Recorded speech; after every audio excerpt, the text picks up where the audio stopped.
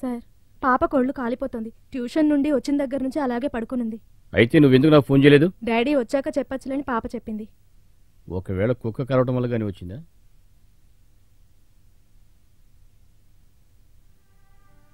High temperature ఉంది. కుక్క ఎప్పుడు కరిచింది?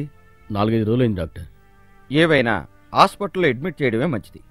అవసరం అనిపిస్తే యాంటీ ర్యాబిస్ ఇంజెక్షన్ ఇవ్వాలి.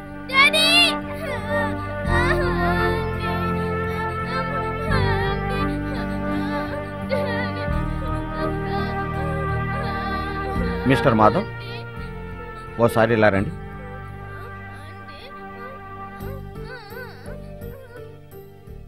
ఇంజెక్షన్ చేసిన చోట వాయడం వల్ల బాగా నొప్పిగా ఉంటుంది.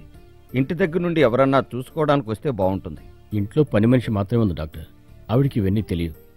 నేను జీఎంతో మాట్లాడి ఓ నర్సుని ఏర్పాటు చేస్తాను. బై కుక్క ఎలా ఉంది?